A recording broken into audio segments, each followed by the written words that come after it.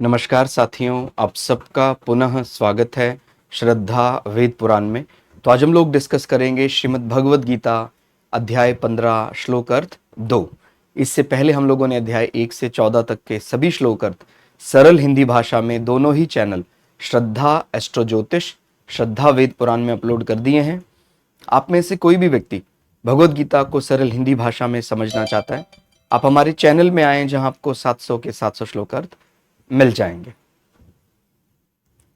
15वां अध्याय श्लोक 2। अधश्चोर्ध्वं प्रस्ततास्तस्य शाखा गुण प्रवृद्धा विषय प्रवाला अधश्च मूलान्यनुसन्ततानि कर्मानुबंधीनि मनुष्यलोके।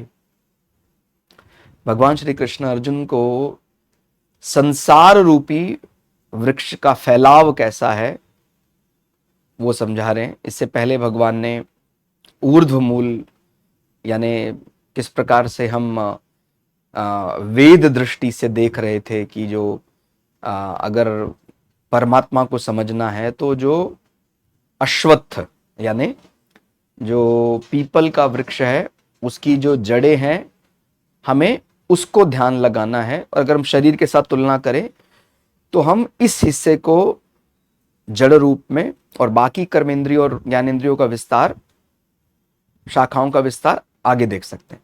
और जो यहां बात की जा रही है कि अधश्चोर्ध्वम प्रस्ततास्तस्य शाखा, माने ये जो संसार रूपी वृक्ष है, संसार वृक्ष तीनों गुणों रूप जल के द्वारा बढ़ी हुई, माने जैसे वृक्ष को बढ़ने के लिए जल चाहिए तो इस वृक्ष को बढ़ने के लिए 3 गुण, त्रैगुण जो कहे जाते हैं, सत्व रज तम रूपी जल, ऐसा मान सकते हैं, से बढ़ी हुई एवं विषय भोग रूप कोपलों वाली देव, मनुष्य और तिर्यक आदि योनि रूप शाखाएं नीचे और ऊपर सर्वत्र फैली हुई है। माने ये जो संसार रूपी वृक्ष है इसका जो सिंचन हो रहा है, जल यानी एक प्रकार उसका जो पोषण हो रहा है, उसमें तीनों ही भावनाएं, चाहे सत्व हो, रज हो, तम हो, इनकी विशेषताएं अलग अलग प्रकार से। बस ये इनमें थोड़ा सा भेद ये हो सकता है कि भाई जो ऊपर का जो हिस्सा है वो थोड़ा सा ज्यादा ठीक बता रहे हैं कि भाई वो अगर हम कह देते हैं कि भाई वो पुण्य लोक, देवलोक माना जा सकता है, बीच का हिस्सा जो है वो मनुष्य लोक माना जा सकता है, और नीचे फिर तिर्यक माने अधम योनि आदि, वो सब इसके ऊपर नीचे सर्वत्र फैले। लेकिन ये बात समझ में आ रही है। अब यहां पर ऊंचा नीचा कहने से केवल इतना है कि भाई आप अगर अभी मध्य में हैं तो ऊपर जाने का विचार कर सकते हैं, नीचे हैं तो मध्य में आने का विचार कर सकते हैं, लेकिन आपको ये संसार रूपी वृक्ष का भेदन तो करना ही है। आप अगर इस संसार रूपी वृक्ष में कहीं भी मतलब तम में फंस गए तो भी ठीक नहीं है, रज में आ गए तो तम की तुलना में तो ठीक हो सकता है, लेकिन रज भी रोकता है। ऐसे ही सत्व तम और रज से तो अच्छा है, लेकिन भाई सत्व यानी क्या? सत्व यानी ज्ञान, जानने की इच्छा, ये भी हमारे संसार में रहने का कारण बन सकता है। जैसे कहते हैं ना भाई, मुझे ये गीता में आई है बात, आपने पढ़ा होगा कि भाई मुझे वहां पहाड़ों में रहना है। क्यों रहना है पहाड़ों में? कि भाई वहां पर शांत वातावरण है, मैं ज्ञान साधना कर सकता हूं, पवित्रता से रह सकता हूं। तो ये तब तक तो ठीक था जब तक हम तामसिक और राजसिक विचारों से जुड़े हुए थे, वो अलग हो गए। लेकिन पहाड़ों में आ गए तो अर्थ ये नहीं कि मैं वहां का मोह छोड़कर आया और मुझे पहाड़ों से ही मोह हो गया। पहाड़ों में जाने का अर्थ कदापि ये ना समझे कि हमें दिन भर पहाड़ों को ही निहारते रहना है। वो एक बार ध्यान लगाने के लिए वो स्थान जो है वो श्रेष्ठ है, लेकिन अगर वहां पर आप उसकी शांति से, अपने कुटिया की सुंदरता से ही मोहित हो जाए, तो ये तो ऐसा था कि पहले आप तमस में फंसे थे, रजस में फंस गए, फिर फाइनली आप सत्व में फंस गए, तो सत्व को भी लांघना ही पड़ेगा, वो उसी वृक्ष का ही पार्ट है। ठीक है। और यहां पर जो कोमल पत्तियां हैं, कोपलों वाला जो पार्ट, कहते हैं कि भाई कोई भी जो विचार होता है, कोपले जैसे पेड़ वाले जो हिस्से होते हैं वो बहुत मुलायम होते हैं। तो मनुष्य को या माने कोई जीव जो है वो मुलायम जो हिस्सा है पेड़ का, सामान्यतः कोई भी जीव पेड़ के कोमल हिस्से जो होते हैं, कोपलों वाला हिस्सा, अगर कोई पत्तियां खाने वाला हिस्सा है तो उस कोपलों को बड़े चाव से खाते हैं। तो ऐसे संसार में जो कोपलों वाला पार्ट है वो बड़ा आकर्षित लगता है, इसलिए संसार को छोड़ने का मन कभी कभी बन भी जाता है। तो जब दृष्टि कोपलों पर चली जाती है कि भाई जैसे हम कि हमें कुछ ऐसा, क्योंकि जब ऐसा कह रहे हैं पेड़ का ऊपरी हिस्सा, तो सामान्यतः कोपले जो हैं वो शाखाओं के ऊपर ही लगती हैं। तो जब ऐसा कुछ मिल जाता है भी हम देवत्व को प्राप्त कर लेंगे, अच्छा ऐसा प्राप्त हो जाएगा तो कमाल ही हो जाएगा, फिर तो उसका आकर्षण एक विशेष हो जाता है। मतलब आप समझ रहे हैं कि भाई अगर हम कुछ ऐसा स्वर्गलोक आदि उच्च लोक में चले जाएंगे तो हमारा शरीर जो है कभी बीमार नहीं होगा, उसमें दुर्गंध नहीं आएगी और धन आदि की कमी नहीं हो। अच्छा ये तो बहुत बढ़िया है। तो कई बार व्यक्ति केवल उस कोपलों के कारण ही उसका जो जुड़ाव है वो बना रहता है प्रकृति के साथ, यानी छोड़ नहीं पाता है कोपलों के कारण। तो यहां पर विशेष रूप से सावधान करके यानी हाईलाइट करके बताया गया कि पेड़ का जो कोपलों वाला पार्ट है वो अलग अलग प्रकार के इंद्रियों के विषय माने जा सकते हैं, वो आकर्षित करते हैं, कोपल विशेष रूप से आकर्षित करते हैं, तो व्यक्ति उस संसार को छोड़ नहीं पाता है। तो हर जगह यहां पर संसार रूपी वृक्ष में ट्रैप तो है ही। आप वृक्ष में चाहे ऊपर है चाहे नीचे, आपने लांघा नहीं है, ये बात समझ लेनी अच्छे से, ठीक हो गया? तभी हम मुक्ति को प्राप्त कर पाएंगे, ठीक हो गया? तो मनुष्य लोक में कर्मों के अनुसार बांधने वाली अहंता, ममता और वासना रूप जड़ें नीचे ऊपर सभी लोकों में व्याप्त हैं। कि भाई कोई हमें बहुत अच्छा लगता है, कोई अच्छा नहीं लग रहा है तो हम फिर अलग, यानी किसी से राग किसी से द्वेष है, चलता रहता है, उसी से फिर संसार बढ़ता रहता है। और जब हम राग द्वेष से अलग हो जाएंगे तभी ये सत्व रज तम को काबू कर पाएंगे, नहीं तो ये हमें इसी संसार वृक्ष में कहीं ना कहीं बांध कर रखेगा, ठीक हो गया? तो ये थोड़ा और सरल करके यदि समझना चाहें तो आप ये पैराग्राफ भी पढ़ सकते हैं कि ऊपर से नीचे फैली हुई शाखाएं क्या है। यानी भगवान संसार की तुलना एक विशाल वृक्ष से कर रहे हैं। इस वृक्ष की शाखाएं केवल पृथ्वी तक सीमित नहीं है, वे ऊपर और नीचे दोनों ओर फैली हुई हैं। ऊपर की शाखाएं देवताओं, स्वर्ग आदि उच्च लोकों को संकेत करती हैं। नीचे की शाखाएं मनुष्य, पशु, कीट, पतंग, अन्य योनि का प्रतीक है। अर्थात संपूर्ण सृष्टि उसी संसार वृक्ष का विस्तार है। तो हमें क्या शिक्षा है कि जन्म कोई भी हो वह उसी संसार वृक्ष की एक शाखा है। माने अगर आपको जन्म लेना पड़ा है, चाहे आपने मनुष्य जन्म लिया, किसी जीव में रूप में रहे, उच्च लोक में, कोई स्वर्ग आदि लोक में आप देवता समान बन गए, तब भी आप तो हैं अभी संसार में ही माने जाएंगे, ठीक हो गया? तो संसार का मतलब ये जो हमारी अर्थ पॉपुलेशन या हमारा जो ये 7 कंटिनेंट एरिया, वही नहीं, वो अभी संसार को पूरे सृष्टि के रूप में देख रहे हैं। तो वहां पर आप अगर मनुष्य के अलावा भी कोई और अधम योनियों में जाते हैं या देवता भी बन जाते हैं, तब भी संसार आपके लिए रहेगा। आपने संसार को लांघा नहीं है। और संसार को लांघने का मतलब है ना तो आप देव हैं, ना आप मनुष्य हैं, ना आप किसी अधम योनि में हैं, ठीक हो गया? आगे, गुण प्रवृद्धा, 3 गुण इस वृक्ष को कैसे बढ़ाते हैं?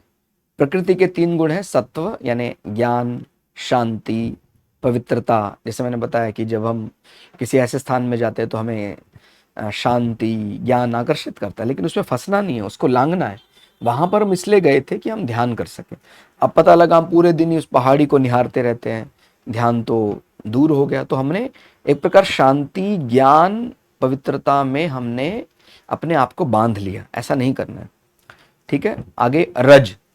रज यानी इच्छा, ये कर्म करने से मुझे ये होगा, कर्म, महत्वाकांक्षा और हमारा विषयी चिंतन, चंचलता। और फिर तम यानी आलस्य, ये काम अभी करना तो थोड़ी देर में करते हैं। अज्ञान, भगवान के लिए, प्रकृति के लिए मानना ही नहीं, मूढ़ होकर बैठे रहना, ठीक हो गया? और प्रमाद यानी प्रमाद एक प्रकार से किसी कार्य को जो टालने की भावना, फिर प्रमाद होता है। भाई ये काम जो नियत समय पर नहीं दिया गया तो फिर वो प्रमाद का रूप ले लेता है। तो आलस्य से ही प्रमाद उत्पन्न होता है। भाई जब आप, कई बार हम कह देते हैं ना, भाई मेरा बॉस ठीक नहीं है। अभी बॉस ठीक है या नहीं है वो बात की बात है, लेकिन क्या आप समय पर ऑफिस पहुंचे? क्या आपने समय पर अपना काम निपटाया? हम अगर समय पर अपना, यानी आलस्य में थे, हमारा समय ऑफिस का 9 बजे था, हम 9:30 पहुंचे तो हमें ऊपर से फटकार लगी, डांट लगी, तो हम क्या बोल रहे हैं? हमारा बॉस ही खराब है। जबकि हमने अपने कर्तव्य का वहन नहीं किया। उसका कारण क्या था? आलस्य। तो आलस्य से फिर क्या हुआ? प्रमाद। और उसके बाद फिर वो प्रमाद से वो भयावह रूप लेने लग जाता है। तो फिर वो मूढ़ता की ओर, और मन में शैतानियां ऐसी सूझने लग जाती, शैतान विचार आ जाते हैं कि मैं सबक सिखाऊंगा, और वो और बढ़ जाता है। तो फिर उसको मैं ठिकाने लगाऊंगा। ऐसे ऐसे जो विचार हैं वो सब तमस में बढ़ते चले जाते हैं। शुरुआत कहां से हुई थी? आलस्य से हुई थी, निद्रा से हुई थी। इसलिए ये बेड पर हम जब कभी भी बोलते हैं ना, बच्चे को समय दिया है 6 बजे का उठने का या 5 बजे का उठने का, वो नहीं उठ रहा है, तो हमें बहुत छोटी सी बात लगती है, कोई बात नहीं, 5 बजे बोला था तो 6 बजे उठ जाएगा, 6 बजे बोला था तो 7 बजे। बात यहाँ पर कोई बात ऐसा नहीं है। वो क्योंकि हमारे ग्रंथों में बताया, अगर आपका नियत नहीं है समय, आप 6 का 7 कर रहे हैं, 7 का 8 कर रहे हैं, 9 कर रहे हैं, तो फिर आप निद्रा से आलस्य में जाएंगे, आलस्य से प्रमाद होगा, प्रमाद से फिर और भयंकर क्रोध होगा, उससे फिर शैतानी प्रवृत्ति जाग जाएगी। तो शुरुआत निद्रा से ही हो रही थी, इसलिए उसको बहुत काबू में रखना है। 5 बजे बोला है तो मतलब 4:59, ये बच्चे को बताना पड़ेगा धीरे धीरे। तो ये सब चीजें क्या है? सत्वरजतम उस संसार रूपी वृक्ष के लिए जो रस है या जल है। तो अगर हम सत्वरजतम से अलग हो जाएंगे तो ये संसार रूपी वृक्ष का विस्तार हमारे लिए माना ही नहीं जाएगा। फिर वो कह रहे हैं भाई बहुत बड़ा हो गया है संसार रूपी वृक्ष, हमारे लिए उसका कोई अर्थ ही नहीं रहेगा, क्योंकि हमने सत्वरजतम से नाता तोड़ लिया। ये कहे इसको लांघ लिया, ठीक है। तोड़ना तो ठीक नहीं रहेगा, इसको लांघना, वो ही शब्द इस्तेमाल किया गया है। तो जब तक जीव इन गुणों के अधीन रहता है तब तक वह जन्म मृत्यु के चक्र से बाहर नहीं निकल पाता। विषय प्रवाला, विषय भोग को कोपल क्यों कहा? कोपल का अर्थ है नई कोपल वृक्ष की जो मुलायम पत्तियां आकर्षित होती हैं, उसी प्रकार संसार, सुंदर दृश्य और मधुर शब्द, स्वादिष्ट भोजन, सुखद स्पर्श, सुगंध, ये सब 5 ज्ञानेंद्रियों के विषय हैं। तो जीव को ये अत्यंत आकर्षित करते हैं, इसीलिए विषयों के से इच्छाएं उत्पन्न होती हैं, इच्छाओं से कर्म होता है, कर्म से फिर फल मिलता है, और फल से फिर पुनः इच्छाएं जन्म लेती हैं। यही संसार का अंतहीन चक्र है, वो संचार चलता ही रहता है, चलता ही रहता है। भाई वो कामनाएं और बड़ी और बड़ी, और उसके बाद वो मिल जाएगा, फिर स्वर्ग लोक में जाएंगे, वहां तो फिर कमाली हो जाएगा, फिर वहां रहेंगे, कुछ वर्ष वहां वास करेंगे, फिर दोबारा से जब पुण्य क्षीण हो जाएगा दोबारा मृत्यु लोक में आएंगे। तो ये सब चलता ही रहता है, चलता ही रहता है। तो अगर हम ये कोपलों का आकर्षण छोड़ दें, यानी संसार के जितने भी, जिस प्रकार के मैंने बताया कि सुंदर दृश्य, मधुर शब्द, स्वादिष्ट भोजन, सुखद स्पर्श, सुगंध, तो फिर व्यक्ति सरलता से अपना जीवन बिताता है। और सौभाग्य से हमने कई ऐसे, मैंने व्यक्तिगत रूप से कई ऐसे महापुरुषों को देखा जो बहुत ही शिक्षित हैं, उनको कोई आधुनिक शिक्षा की भी कमी नहीं है, और हमारे पुरातन ग्रंथों का भी, वेद का बहुत बढ़िया अध्ययन किया हुआ है, और वो सुंदर दृश्य, मधुर शब्द, स्वादिष्ट भोजन, सुखद स्पर्श, सुगंध आदि से दूर हो गए, या कह सकते हैं एक प्रकार से इनको जीत लिया है। तो उनको देखकर हमें भी प्रेरणा मिलती है कि जब, नहीं तो कई बार विचार में आता है ना मन में कि भाई हाँ ऐसा तो हो ही नहीं सकते हैं कोई, लेकिन जब हमने जीवंत उदाहरण देखा अपने जीवन में कि हाँ ऐसे हो, अभी भी है, इस समय पर भी ऐसे लोग हैं जिनको कोई कमी नहीं है। कमी के कारण, कई बार ये लगता है कि कमी के कारण व्यक्ति वो बन जाता है, बैरागी बन जाता है, वानप्रस्थ ले लेता है, सन्यास की ओर चला जाता है, ऐसा कुछ नहीं है। जब व्यक्ति जान जाता है वास्तविकता क्या है, तो स्वयं से ही वो मन में उसके वैराग्य अपने आप आना ही आना है। यहाँ पर वैराग्य का मतलब ये नहीं कि घर बार छोड़कर चला गया। मैं कई ऐसे साइंटिस्ट लेवल लोगों को भी जानता हूँ, मिला हूँ सौभाग्य से, कि वो वैज्ञानिक अनुसंधान भी कर रहे हैं, साथ साथ उनके जीवन में बहुत अधिक वैराग्य है। माने उनको, उनका आप जीवन देख लेंगे तो आपको किसी और वानप्रस्थी या सन्यासी से ज्यादा वो व्यक्ति वैरागी दिखाई देगा। उनका जो वैराग्य बहुत ही उच्च स्तर का है। माने परिवार के हमारे एक पहचान में व्यक्ति हैं, वो सीनियर साइंटिस्ट अपने जब ऑफिस में जाते हैं तो मैंने किसी के, मैं कोई बुराई नहीं कर रहा हूँ कि कैसे काम किया जाता है, आज का वातावरण कैसा है, लेकिन देखिए उन्होंने अपने आप को कैसे ढाल लिया। उनके ऑफिस में सब अच्छे से व्यवस्था है, कूलिंग की, यानी गर्मियों में ठंडा करने की, ठंड में गर्म, पूरा उनका कमरा जो है ऑफिस पूरा एसी की व्यवस्था है, और अच्छे से अच्छा खाना पीना, जो भी उनको खाने की व्यवस्था है सब की जाती है। लेकिन वो अपना खाना भी स्वयं लेकर जाते हैं, और जहां तक संभव होता है अपने कमरे का एसी तो बहुत दूर की बात है, पंखा भी बंद करके वो साधना रूप में, जब हाँ वो कोई रिसर्च कर रहे हैं ऐसा कि जब वो उस रिसर्च में खलल ना पड़े, तो फिर वो इस प्रकार की सेवा लेते हैं। नहीं तो वो अगर बाहर भी कहीं जाना होता है रिसर्च के लिए तो वो सब उनको मिलता है, माने बाहर का भोजन आदि सब व्यवस्था सब हो जाती है। वो ग्रुप अपने आप उनके लिए, जो उनके जो अधिकारी साथ में है, सब व्यवस्था अपने आप कर देते हैं। लेकिन वो अपना भोजन स्वयं बांध कर ले जाते हैं। आप सोचिए किस किस प्रकार के व्यक्ति हैं। और वो कोई आपको ये कहने लग जाए कि नहीं नहीं सर वो तो जानते नहीं होंगे ना, वो पढ़े लिखे नहीं होंगे तो फिर इसलिए ऐसा कर रहे होंगे। आजकल शब्द इस्तेमाल कर दिया जाता है ना भी, रूढ़िवादी हैं। वो ऐसी ऐसी माने टिपिकल टेक्नोलॉजी पर काम कर रहे हैं जो सामान्य व्यक्ति तो जानता ही नहीं है।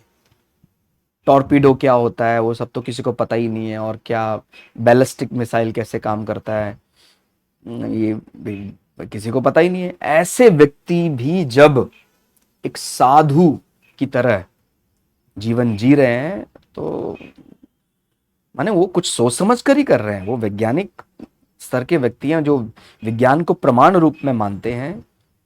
वो ऐसा कोई अनर्गल प्रयोग, अनर्गल तर्क नहीं दे सकते हैं। उनका तर्क बड़ा ही ऑथेंटिक होगा जिसको कोई डिनाई नहीं कर सकता। तो जब हमने ऐसे व्यक्तियों को देखा कि वो अपने जीवन में, जो मैंने बताया कि सुंदर दृश्य, मधुर शब्द, स्वादिष्ट भोजन, सुखद स्पर्श, सुगंध से कोसों दूर, कि भाई कोई अब जा रहे हैं हम तो जहां हम काम करते हैं उससे, हमारे ऑफिस में हमसे ज्यादा सीनियर कोई नहीं है, माने इस स्तर के वो व्यक्ति हैं, उनके ऑफिस में उनसे ज्यादा सीनियर कोई नहीं है।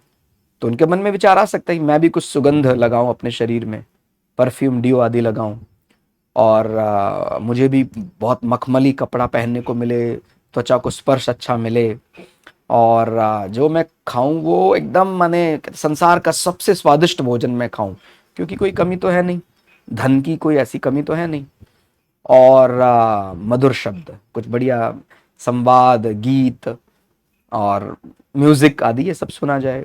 इसका भी कोई माने कोई ऐसा आग्रह नहीं।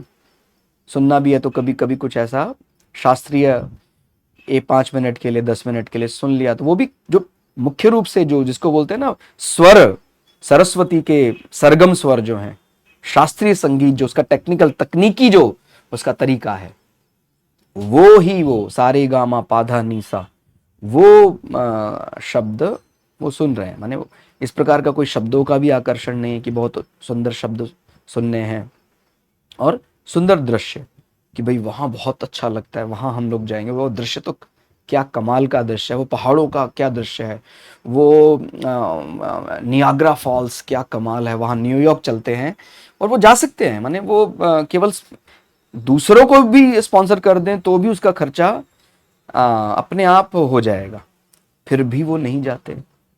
आप कल्पना कर सकते हैं क्या ऐसे व्यक्ति की? ऐसे व्यक्ति को मैं व्यक्तिगत रूप से जानता हूं। बड़ा सौभाग्य है हमारा, ऐसे लोगों के साथ हम रह रहे हैं, उनके साथ मिल रहे हैं, उनके साथ संवाद कर रहे हैं। तो आप लोग भी ये बात समझिए कि ये कोई मजबूरी में नहीं होता है, ये जानकर समझकर ही होता है। ये जब ऐसा स्तर का व्यक्ति उसको बहुत क्लोजली मॉनिटर कर लेता है कि भाई सच में यदि अपने आप को प्रमोट करना चाहें, आप अपने जीवन में आप सदा के लिए सुखी होना चाहें, परमानंद को प्राप्त करना चाहें, तो इसके अलावा कोई मार्ग नहीं है। तो जब ऐसे व्यक्ति ऐसा करने लग जाते हैं तो उनसे हमें सीखने को बहुत कुछ मिलता है। तो हम यही शुभकामनाएं देते हैं कि आपके भी जीवन में भी जब ईश्वर को करना होता है, जैसे बोलते हैं ना भाई, जब भगवान से मिलाना होता है तो भगवान जैसे व्यक्ति हमारे आसपास आने लग जाते हैं, और जब शैतान से मिलाना होता है तो भी शैतान जैसे लोग, उसी प्रकार की विचारधारा हमारे आसपास आने लग जाती है। वो भी हमारा कर्मफल के कारण ही, कर्मफल खराब था इसीलिए हम, भाई जैसे ध्रुव जी तपस्या के लिए उन्होंने संकल्प कर लिया तो नारद जी आ गए। अब उनको पता लग गया, अभी दृढ़ संकल्प है, ये तो अब भगवान को पाएगा ही पाएगा। तो भगवान से मिलने जा रहे हैं तो भगवान जैसे देवर्षि मिल गए। अब देवर्षि मिल गए तो फिर भगवान तो मिल ही जाएंगे। और जब हमारा संकल्प खराब हो जाता तो फिर शैतान से मिलने का संकल्प है तो शैतान जैसे लोग ही मिलेंगे। तो अर्थ केवल इतना ही है, हमारा संकल्प पहले सुधरे कि मैं ये संसार को भोग से तो नहीं जीत सकता हूं, सत्वरज तम परम में उसका भोग लूं तो मैं संसार को जीत थोड़ी सकता हूं कि मेरी कामनाएं समाप्त हो जाएंगी। संसार का सबसे सुंदर दृश्य जिसको माना जाता है, कहते हैं ना भाई वो साइड दुनिया, कहते दुनिया का सबसे सुंदर शहर किसको माना जाता है, वो आपने कभी देख लोगे तो आपको आनंद आ जाएगा। ऐसा बोलते हैं ना, पेरिस दुनिया का सबसे सुंदर शहर है, यानी सुंदर दृश्य की जैसे हम बात कर रहे थे। तो क्या आप पेरिस देख लेंगे तो क्या सुंदर दृश्य की अभिलाषाएं शांत हो जाएंगी? उल्टा और बढ़ जाएंगी। ये इंद्रियों का, जिसको बोलते हैं ना कंप्यूटर भाषा में, प्रोग्राम ही ऐसा है कि वो जितना उसको चढ़ाओ उतना ही चढ़ता चला जाता है। पेरिस तो हमने घूम लिया, अब क्या? कहता कि अब उससे मिलता जुलता कंपेयर करेंगे ना, पेरिस तो देख लिया, अब और जो बचे हैं वो देखना है। अभी हमने लॉस एंजलिस कहां देखा हमने, वो भी तो देखना है। तो ये फिर सब बातें चलने लग जाएंगी। लॉस एंजलिस देख लिया, टोक्यो देख लिया, लंदन देख लिया, अब हमें, कहता ये हमने देख लिया। अभी कहता वो कुछ बोल रहे हैं कि मून पर भी जाने की व्यवस्था कर रहे हैं, तो क्यों ना वहां भी देखा जाए। तो ये सब दृश्यों की कल्पना व्यक्ति करता ही रहता, तो इसका कोई अंत नहीं है। तो ये वही तो कह रहे हैं कि वो वृक्ष जो है ऊर्ध्व मूल मधशाखम, आप बाहर जितना ही बढ़ते जाओगे उसका विस्तार बढ़ता ही चला जाएगा। कभी आपको तृप्ति मिल ही नहीं सकती अगर आप वृक्ष के बाहर से पकड़ने की कोशिश करें कि तत्व क्या है। आप वृक्ष के अंदर, तो यहां बहुत बड़ा क्लू छुपा हुआ है। आप अगर ध्यान से समझें तो आपको वेदों का अध्ययन करना चाहिए, पुराणों का अध्ययन करना चाहिए, लेकिन आपको जो तृप्त कर देगा,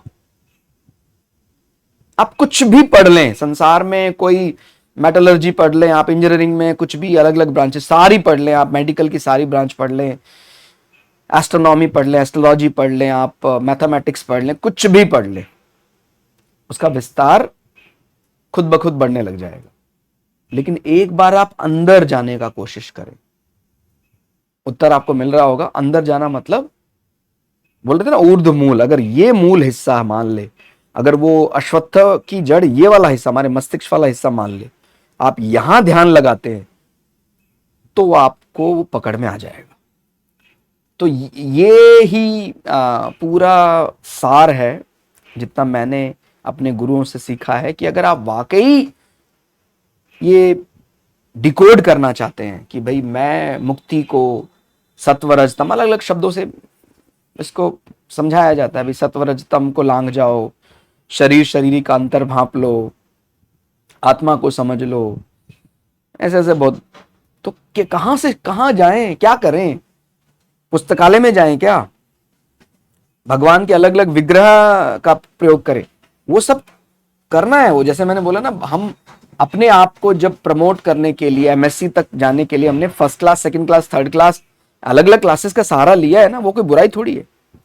लेकिन जब हम एमएससी हो चुका है, अब हमें वहां से लिबरेट होना है, मुक्त होना है, तो फिर आपको अंतर मन में झांकना ही पड़ेगा। वहीं से ही आपको निवृत्ति हो जाएगी कि अब कोई क्लास नहीं, अब तो बस हमारा फाइनल डेस्टिनी, अब तो हम मुक्त हो गए बस। तो आपको मेरी बात समझ में आ रही होगी कि जब तक फर्स्ट क्लास पास नहीं कर लेते हैं, जब तक 10th क्लास पास नहीं कर लेते हैं, तब तक 10th क्लास के सिलेबस का इंपॉर्टेंस बराबर रखते हैं। ऐसा नहीं कह सकते हैं कि भाई उसने एमएससी क्रॉस कर ली उसके बाद लिबरेट हो गया, अब क्या है 10th की जरूरत। अरे भाई वो ये भी तो सोचो वहां एमएससी तक पहुंचा कैसे, मास्टर्स करने के लिए 10th सेकेंड क्लास वो कर रहा है ना उसने। ऐसा ऐसे हमारे जो अलग अलग प्रकार के जो तरीके हैं कि भाई मैं शुरुआत में भगवान के विग्रह में मानता था, भगवान मैंने केवल विग्रह में ही मुझे भगवान दिखाई देते थे, भगवान के मूर्ति में, भगवान के चित्र में ही दिखाई देते थे। फिर धीरे धीरे धीरे मेरा और ध्यान बढ़ा तो मुझे विग्रह के अलावा और भी माने संसार के अलग अलग जो भी पवित्र स्थान है वहां भी दिखाई देने लग गए। फिर मैंने और थोड़ा सा ध्यान लगाया तो फिर मुझे मनुष्यों में दिखाई देने लग गए, सब मनुष्यों में मुझे उसी के दर्शन होने लगे। और बढ़ाया तो मुझे कहते हैं समस्त जीव कीट पतंगे आदि में वो दर्शन बने, बोलने वाली बात नहीं, स्पष्ट होने लग गए। और अंत तो गत्वा सब अंतर ही समाप्त हो गया। दर्शन तो तब होता है ना जब हम अलग होते हैं। तो फिर ऐसा लगने लगा कि मैं किसी को क्या देखूंगा, मैं तो स्वयं वही हूं। देखने वाला और दृश्य वो सब एक ही हो जाएगा जब, तो इसका मतलब हमने उसको पा लिया। तो ये जैसे मैंने बताया ये शब्द इस्तेमाल किया, जरूरी नहीं है कि मतलब आपको ये एमएससी शब्द, मैं केवल एक बताने का तरीका है कि भाई आपने उसको लांग दिया। तो जब आपको ऐसा लगने लग जाएगा कि भाई दृश्य और दृष्टा एक ही है, तो आपने अब एमएससी कर लिए है, अब आप लिबरेट होने वाले हैं। लेकिन यहां तक पहुंचने में आपने ये सब स्टेप्स कवर किए हैं ना, तो स्टेप्स की जरूरत है अपने को। तो इच्छा से, इसलिए अपने को जितना जरूरी है, तो वही वाली बात आती, कर्म करना है कि नहीं करना है। कर्म तो करना ही है ना, पूरी शिद्दत से करना है, पूरे अनुशासन से करना है। कर्मण्येवाधिकारस्ते मा फलेषु कदाचन का अर्थ ये कभी भी नहीं समझना है कि कर्म कर लिया और कहते फल क्या करना है। ऐसा कौन व्यक्ति ऐसा है जो इस प्रकार करता है? सब लोग उसका विचार करते ही हैं, लेकिन वो फल आप कोई तात्कालिक के लिए मत मानिए। माने मुझे अभी स्वर्ग की प्राप्ति हो इसलिए मैं यज्ञ कर रहा हूं, ऐसा ना मानकर वो मैंने ईश्वर को समर्पित कर दिया, वो मैंने परमात्मा ही। देवता कहेगा मांग, क्या मांगता है? कहता मैं आपको ही मांगता हूं। तो थोड़ा सा संकट में पड़ जाएगा, नहीं नहीं कुछ और मांग। फिर वो दोबारा से, मतलब मैंने आपको ये तरीका बता रहा हूं कि कर्मण्येवाधिकारस्ते के साथ अगर हम यज्ञ के फल को जोड़ने की कोशिश करें तो किस प्रकार से कर्मण्येवाधिकारस्ते वाला जो पाठ है व्यक्ति को श्रेष्ठतम पद तक लेकर जा सकता है। अब आपने कोई सोम आदि यज्ञ किया तो फिर वो कहते हैं भाई आपकी कोई अभिलाषा आकांक्षा, कहता हाँ मेरा यश हो जाए संसार में, मेरा मान बढ़ जाए, मेरा रोजगार हो जाए, मेरी संतानें हो जाए, तथास्तु। लेकिन अगर ये कहें कि नहीं नहीं मुझे तो आप ही चाहिए, मुझे परमात्मा चाहिए, फिर उनको देवता और भी लोभ दे सकते कि नहीं नहीं कुछ और ले लो, आप जो सोच रहे हो उससे दुगना ले लो भाई, नहीं नहीं मैं मुझे वो नहीं लेना। फिर देवता हो सकता है थोड़ा सा झिझके, कहता ठीक है हम बाद में आएंगे, विचार कर लो। आपने फिर दोबारा यज्ञ किया, मैंने पहले यज्ञ के लिए आपने कुछ नहीं मांगा, विचार करते ही रहे। फिर दोबारा देवता है, कहते अब तो आप बहुत बड़े अधिकारी बन गए, आप जो आप कह रहे हैं उससे 100 गुना दे दूंगा मैं। जो आपने सोचा था कि मैं इतने पुत्र पुत्री मिले, इतना धन धान्य, वो आपने जो सोचा है कल्पना में, वो 100 गुना दे दूंगा, मांग लो। कहते नहीं मुझे तो आप ही होना है, मुझे तो आप माने वो एक प्रकार से परमात्मा का ही अंश है, परमात्मा ही है, तो मुझे तो आप में ही मिलना है। तो जब देखते हैं देवता आप कोई ये किसी भी संसारिक कर्म का फल लेने के लिए, ये संसार के जो यज्ञ आदि इसने किए उसका फल लेने के लिए तैयार नहीं है, फिर उनको विवश होकर मुक्ति का मार्ग आपको देना ही पड़ता है। तो ये है कर्मण्येवाधिकारस्ते, माने आप करना उतने ही अनुशासन से। यज्ञ का मतलब केवल वेद यज्ञ में आहुति डालने की बात नहीं कर रहा। यज्ञ माने जीवन में हर प्रकार के यज्ञ हैं। विद्यार्थी भी अपना जो विद्या अध्ययन कर रहा है वो भी विद्या यज्ञ है उसको भी बहुत अच्छे से पालन करे। तो कोई पूछेगा विद्या आप क्यों कर रहे हैं, कहते मैं कॉलेज टॉप करने के लिए, यूनिवर्सिटी, कहता नहीं, मैं तो बस लक्ष्य मेरा वही है, मैं अपने आप को जानने के लिए यहां से शुरुआत। मतलब इस तर्क से भी कोई व्यक्ति सोच सकता है कि मैं जहां भी रहूंगा मैं अपने काम को 100% पूरा करने का प्रयास करूंगा। तो ये मेरा विद्याध्ययन भी एक प्रकार का यज्ञ है, और इसकी एवज में मुझे कुछ ऐसा यश मिल जाए। मैंने आपने ये, मैं इसलिए बता रहा हूँ, स्पष्टीकरण दे रहा हूँ कि कई विद्यार्थी होते हैं ऐसे जो जब उनको कोई रैंक मिलता है, रैंक 1, रैंक 2, तो कई विद्यार्थी तो एकदम ऐसा हो जाता है, उनको स्वाभिमान बढ़कर अहंकार का रूप ले लेता है भाई, क्योंकि उनकी लौकिक अभिलाषाएं, आकांक्षाएं ऐसी, तो उसका यश वहीं तक सीमित रहेगा।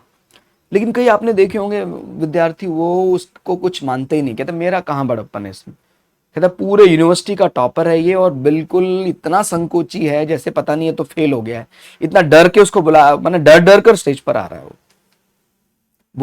बोलने में एकदम प्रकांड विद्वान है, लेकिन फिर भी बहुत संकोच से वो बोलता है। आप मेरी बात समझ रहे हैं? तो जब व्यक्ति का स्वभाव ऐसा हो जाता है कि नहीं, मैं, मेरे इसमें क्या बड़प्पन है, परमात्मा का ही है सब कुछ, तो व्यक्ति विनम्र हो जाता है। और जब व्यक्ति विनम्र हो जाता है तो बिना मांगे ईश्वर वो दे देता है जो वास्तविक लक्ष्य है। ठीक हो गया? तो आगे, कर्मानुबंधनी, कर्मों की जड़ें कैसे बांधती हैं? कहते हैं कि भगवान कहते हैं कि जब मनुष्य मैं करता हूं, यह मेरा है, मुझे ही इसका फल चाहिए, ऐसी भावना से कर्म करता है, तब वही कर्म उसके लिए बंधन बन जाते हैं। हर कर्म एक नया संस्कार उत्पन्न करता है। भाई कोई भी कर्म आप करेंगे तो इसलिए कैसे कर्म करना है? कछुए की तरह। गीता में बताया है बहुत स्पष्ट, जितना जरूरी उतना हाथ निकालो, बाकी अंदर वापस डालो। तो एक नया संस्कार उत्पन्न करता है, संस्कार नई इच्छा बनाता है, इच्छा फिर नया कर्म कराती है। इसी प्रकार कर्मों की जड़ें गहरी होती जाती है, तो संसार में वो फंसता ही चला जाता। इसलिए कोशिश यही करनी है आपको, जितना जरूरी कर्म है वो करना है। आपका जब मूलभूत आवश्यकताएं पूरी हो गई हैं तो और विस्तार तो आप चाहें जितना कर लें, उसका अंत कभी है नहीं। बार बार पहले अध्याय में भी ये बात समझ में आ रही थी कि विस्तार, इसलिए ये एक उदाहरण देकर समझाया है कि भाई जो बड़े वृक्षों की कल्पना यहाँ की गई है कि जो संसार वृक्ष है ये ऐसा कोई छोटा रूप नहीं है, एक बार बढ़ने में आता फिर लगातार बढ़ता ही चला जाता, इसका अंत ही नहीं। तो एक प्रकार से अंतहीन विस्तार को यहां पर किसी बड़े वृक्ष से तुलना करके बताने का प्रयास किया गया था। तो बहुत ही सुंदर गीता जैसा हमारे पास शास्त्र है, और उसी के सहारा आप अगर लेंगे तो गीता आपको वाकई वो मार्ग बना देगी जिस मार्ग पर चलकर आप सत्व रजतम को लांघ पाएंगे। इसी शुभकामना के साथ नमस्कार, धन्यवाद।